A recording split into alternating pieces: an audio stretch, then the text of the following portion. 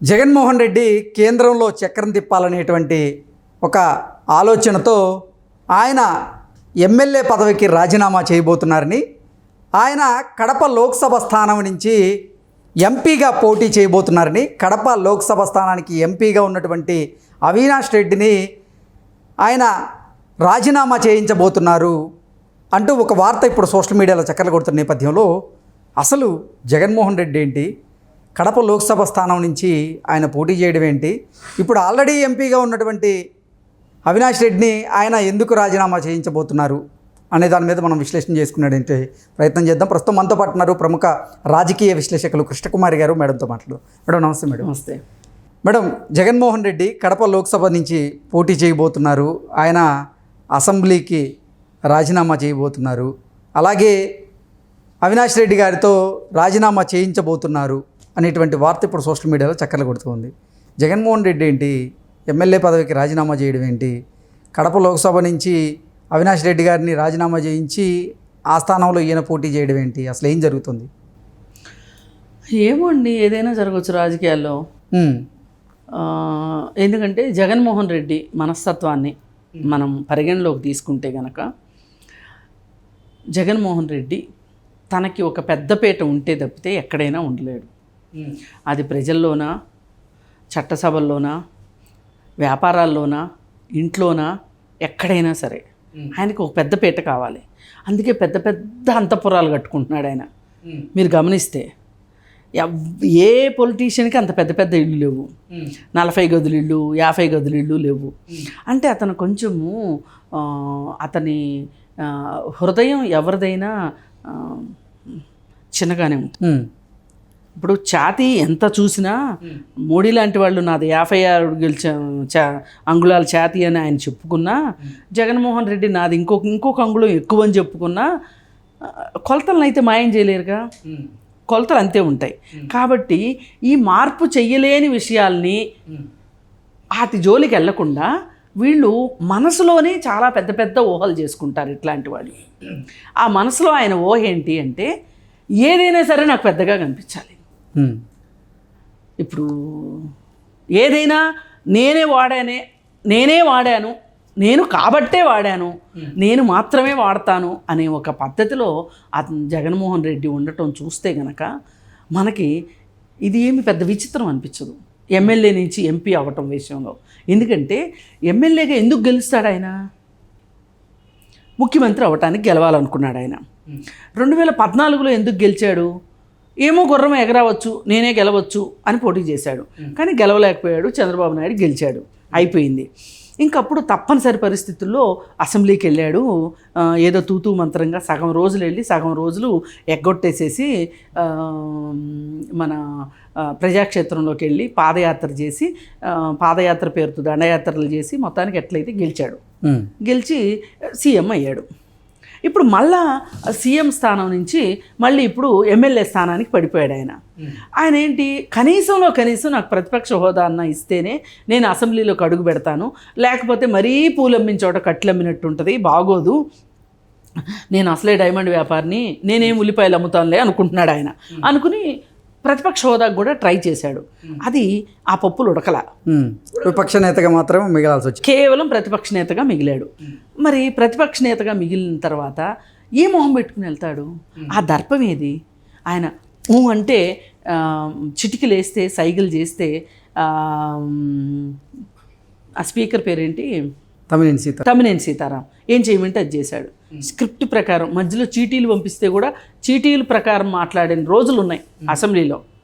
అంత హవా చేసిన తర్వాత, అలాగే ఈ మార్షల్స్ని ఎట్లా అంటే అట్లా ఎడాపెడా వాడిన సందర్భం మనం చూసాము. అలాగే ప్రతిపక్ష వాళ్ళని హీనంగా చూసి వాళ్ళందరినీ బయటికి ఎత్తేయించిన పరిస్థితి చూసాము. అసలు ప్రతిపక్షం వాళ్ళు సభకి రాకుండా చేయటానికి ఏమేమి మాయోపాయాలు చేయాలో కూడా మనం చూసాం, అన్నీ చూసాం. ఆఖరికి జగుప్సాకరమైన పద్ధతిలో సభలో లేని వాళ్ళ గురించి మాట్లాడకూడదు అంటారు ఎవరైనా. కానీ సభ్యులయ్యుండి సభలో లేని వాళ్ళ గురించి మాట్లాడకూడదు అన్న నిబంధన ఉంటే దానికి కూడా తిలోదకాలు ఇచ్చి ఇంకొక 4-5 స్టెప్పులు ముందుకేసి అసలు సభ్యులు కాని వాళ్ళని కూడా తీసుకొచ్చి సభలో మాట్లాడటం మనం చూసాం కదా. భువనేశ్వర్ గారి గురించి మాట్లాడటం మనం చూసాం కదా. అంటే ఒక భర్త యొక్క ఆత్మాభిమానం ఎక్కడ దెబ్బతింటుందో చూసి అక్కడ గురి చూసి కొట్టాడు కదా జగన్మోహన్ రెడ్డి, కొట్టించాడు కదా. పైగా అలా మాట్లాడినప్పుడు ఆయన సభలో చేసిన వికట్టహాసాలు తలుచుకుంటే ఆ రోజే నాకు అనిపించింది, ఈసారి జగన్మోహన్ రెడ్డికి అధికారం రాకపోతే ప్రతిపక్షంలో కూర్చోవాల్సి వస్తే అసలు జగన్మోహన్ రెడ్డి సభకు వస్తాడా అని నేను ఆ రోజే అనుకున్నా.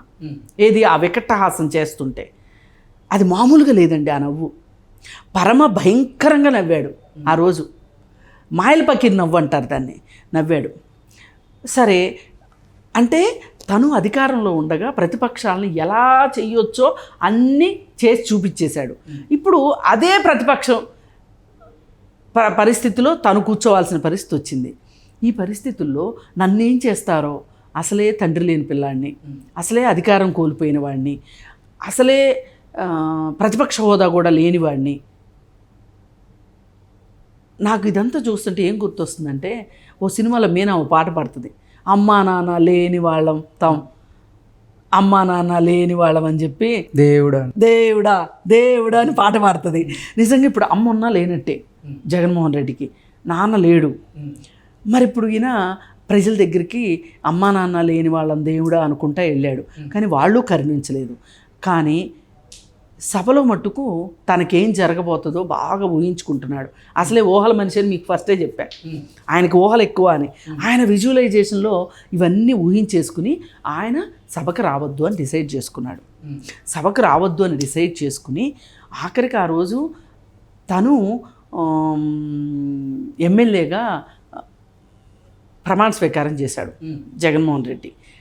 అది కూడా ఎందుకు చేశాడు అంటే, వీళ్ళ దగ్గర చాలా బలం ఉంది, ప్రమాణ స్వీకారానికి రాకపోతే అసలు అతను గెలిచింది కూడా రద్దు చేస్తారేమో అనే భయం వేసి వచ్చాడు ఆ రోజు. కానీ నా సైన్యం నా 11 మంది, నేను నాతో ఇంకో 10 మంది, ఆ 10 మంది ప్రమాణ స్వీకారాన్ని కూడా కళ్ళారా చూసుకోలేకపోయాడా? ఆ సంతోషం కూడా మిగిల్చుకోదలుచుకోలేదా జగన్మోహన్ రెడ్డి? అంటే ముళ్ళు, ఆయన సీటు కింద ముళ్ళు ఉన్నాయి, ఎదురుగా యమకింకరులాగా వాళ్ళందరూ కనిపిస్తున్నారు. ఇవన్నీ ఊహించుకుని సభ నుంచి వెళ్ళిపోయాడు. ఇప్పుడు ఏం ఆలోచిస్తున్నాడు? ఇలాంటి సభకు వచ్చే ఉద్దేశం లేకపోతే ప్రతిపక్ష స్థానం గురించి అడిగుండేవాడు కాదు. అంటే ఏదో ఒక హోదాలో కూర్చుందాం అనుకున్నాడు అక్కడ. అంటే కింద పడ్డా నాదే పైనుంది, నా చెయ్యే పైనుంది అనే పద్ధతి అన్నమాటది అనుకున్నాడు. అది కూడా ఆ ఆశల మీద కూడా నీళ్లు చల్లేసరికి ఇప్పుడు ఏం చేస్తున్నాడు? ఇప్పుడు పార్లమెంట్కి వెళ్దాం. పార్లమెంట్కి వెళ్ళాలంటే ఏ ఎంపీ ఇప్పుడు తనకి లైన్ క్లియర్ చేస్తారు? అవినాష్ రెడ్డి అయితేనే చేస్తాడు. ఎందుకంటే ఈయన జుట్టు ఆయన చేతిలో, ఆయన జుట్టు ఈయన చేతిలో ఉంది కాబట్టి ఏమి రంగం ఆడినా వీళ్ళిద్దరూ ఆడాల్సిందే రంగం అంతా. అందుకని చెప్పి అవినాష్ రెడ్డిని సైలెంట్గా కూర్చోబెట్టి రాజీనామా చేయించి ఉప ఎన్నిక వచ్చేటట్లు చేసి అక్కడ తను పోటీ చేసి ఎంపీగా అయితే ఆయనకు వచ్చే లాభం ఏంటి అంటే, ఢిల్లీలో అనుకోండి గుంపులో గోవిందం, శతకోటి లింగాల్లో ఇది ఒక బోర్డు లింగం ఉంటుంది, అట్లా ఎంపీగా పడి ఉంటుంది. అక్కడ చక్రం తిప్పొచ్చు ఢిల్లీలో, పైగా కేసుల గురించి మాట్లాడుకోవచ్చు, నేను ఉన్నాను అని గుర్తు చేయొచ్చు. మోడీకి అప్పుడప్పుడు కనిపిస్తూ ఉంటే మోడీ చల్లని చూపుల కింద ఉంటాడు. ఇప్పుడు వీళ్ళిద్దరికి చాలా డిస్టెన్స్ వచ్చింది ఇద్దరికి. ఇప్పుడు దాన్ని భర్తీ చేసుకోవాలంటే రోజు కనిపించి గుడ్ మార్నింగ్ గుడ్ ఆఫ్టర్నూన్ చెప్పాల్సిందే. అయితే ఇది ఎలా సాధ్యమండి అని మీరు అడగొచ్చు సింపుల్గా. కానీ సొంత బాబాయిని చంప పగలగొట్టి రాజీనామా చేయించిన ప్రబుద్ధుడు జగన్ రెడ్డి. అవినాష్ రెడ్డి నా మాత్రం చేయలేడా? మనం జగన్ రెడ్డి నుంచి మాత్రం ఊహించవచ్చు. ఓకే, పెద్ద విచిత్రం ఏమీ లేదు ఇందులో. ఎందుకంటే శాసనసభ సభ్యుడిగా ఉండి వెళ్ళకపోతే ఒక ప్రాబ్లం, వెళితే ఇంకొక ప్రాబ్లం. పైగా అక్కడ కూర్చుంది ఎవరు? అయ్యన్న పాత్రుడు, మామూలుడు కాదు. ఆఖరికి అయ్యన్న పాత్రుడు ఆయన మార్కు చెణుకులు ఆయన వేసేసి ఉన్నాడు. అవి కూడా వేసిన తర్వాత తెలిసితే ఇక దారి తప్పొచ్చాను రా బాబు అంటానికి కూడా లేదు. ఈ పరిస్థితిలో అతను ఎంపీగా ఉంటే నేను సురక్షితంగా ఉంటాను అనే ఒక ఉద్దేశంలోకి అతను వెళ్ళినట్టుగా అనిపిస్తుంది. ఎందుకంటే ఈ రాష్ట్రంలో ఇప్పుడు చేయటానికి ఏమీ లేదు, పాదయాత్ర చేయడానికి లేదు, అసెంబ్లీకి వెళ్ళడానికి లేదు. ఏంటి చేయాలి? ఏమీ చేయకపోతే పైగా ఇంకొకటి, రోజువారీ విచారణకి హాజరు కావాల్సిన పరిస్థితి కూడా తన్నుకొస్తుంది వెనకమాల నుంచి. ఆ నిప్పు కూడా, ఆ హనుమంతుడి తోకకి నిప్పు కూడా మోడీయే పెట్టాడని ఖచ్చితంగా విశ్వసనీయ వర్గాల ద్వారా తెలుస్తుంది. ఏంటి అంటే అదానికి ఇతనికి వాటాల్లో తేడా వచ్చిందని, అందుకే అదాని డేటా సెంటర్ స్టార్ట్ కాలేదని, ఆ విషయంలోనే వీళ్ళిద్దరు పంచాయతీ తీర్చలేక మోడీ చేతులు ఎత్తేసాడని, వీళ్ళిద్దరికి బాగా గ్యాప్ వచ్చేసిందని. మామూలుగా అయితే అదాని డేటా సెంటర్ స్టార్ట్ కావాలి, హైదరాబాద్లో స్టార్ట్ అయిపోయింది ఆల్రెడీ. ఆంధ్రాలో ఎందుకు స్టార్ట్ కాలా? స్టార్ట్ అవ్వాలి కదా.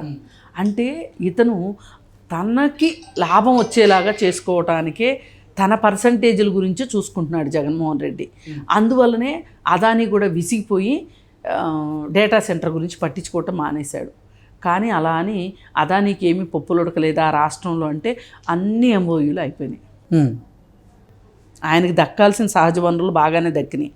కాకినాడ పోర్టు దగ్గర కావచ్చు, కాకినాడ దగ్గర ఉప్పాడ దగ్గర కావచ్చు, ఆయనకి మడాడోలు నరికేసి మరి ల్యాండ్స్ ఇచ్చేశాడు జగన్మోహన్ రెడ్డి. కానీ ఎక్కడో వాళ్ళిద్దరికీ తేడా వచ్చింది, తేడా వచ్చి ఆగిపోయింది అక్కడ.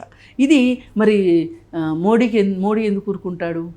అందుకని కనీసం ఎంపీ అయ్యి ఢిల్లీలో చక్రం తిప్పాలి అనే పరిస్థితికి జగన్మోహన్ రెడ్డి వచ్చాడు అనేది ఈరోజు వార్తల్లో వార్త కాదు, ఇది వాస్తవం అని నేను నమ్ముతున్నా.